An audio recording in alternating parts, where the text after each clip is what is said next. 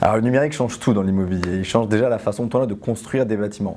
On voit aujourd'hui fleurir sur nos chantiers des robots qui posent des briques, des robots peintres, des robots qui viennent remplacer l'humain à certains endroits du chantier et qui permettent d'être plus productifs, d'être plus efficaces, de faire des chantiers plus rapides et de réduire les coûts sur le chantier. Ça c'est la première chose, ça change la façon dont on construit les biens et dont on les réhabilite parfois.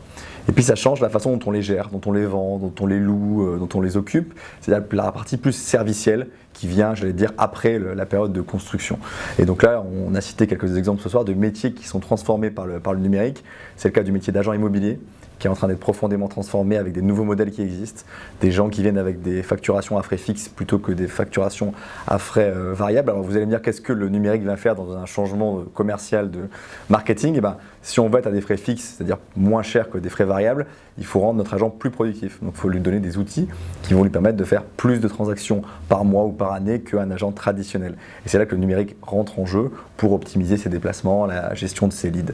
On a aussi parlé du métier de syndic de copropriété qui est en train d'être fortement numérisé, avec notamment le lancement par les plus grands réseaux de syndics d'intranet sur lequel le copropriétaire peut avoir des informations sur la vie de sa copropriété, ce qu'il doit à la copropriété, éventuellement proposer des résolutions pour l'Assemblée générale qui va suivre. Et puis même, certains vont même encore plus loin puisqu'on voit aujourd'hui l'émergence, en tout cas les débuts d'une nouvelle forme de gouvernance dans les copropriétés où au fond on permet aux copropriétaires de voter en ligne aux assemblées générales plutôt que de se déplacer dans la fameuse assemblée générale qu'on a tous vécue avec son lot de désolation et de pouvoir voter en ligne de manière plus efficace. On a aussi parlé ce soir des nouveaux modes d'usage à la fois dans le bureau et dans le logement. Donc le coworking, c'est d'abord une révolution.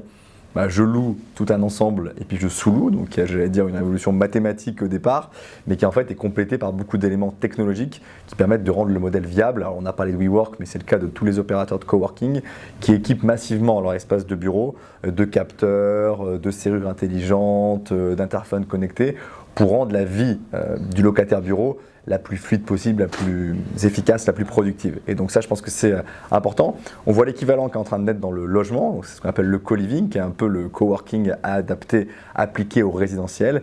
Et dans ce modèle-là, c'est un petit peu les mêmes choses, c'est-à-dire les parties privatives sont plus petites, les parties collectives communes sont plus grandes, et là aussi on a son lot de serrures connectées, d'interphones connectés.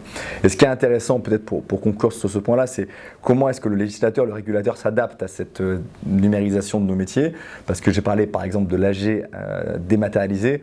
Aujourd'hui, le régulateur ne reconnaît pas ces AG comme des véritables AG.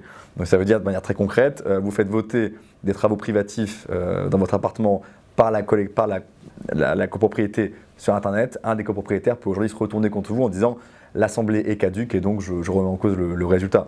Donc on voit bien que le régulateur, le législateur doit suivre cette évolution pour lui permettre déjà d'explorer tout ce qui est possible et d'aller le plus loin possible et de changer vraiment la façon dont on construit des biens, dont on les occupe et dont on les gère. Donc il y a toujours ce dilemme, enfin ce chassé-croisé entre ce que font les entrepreneurs, les innovateurs et la façon dont le régulateur accompagne, accélère, facilite ou parfois freine. Et donc je pense qu'on est vraiment dans cet enjeu-là.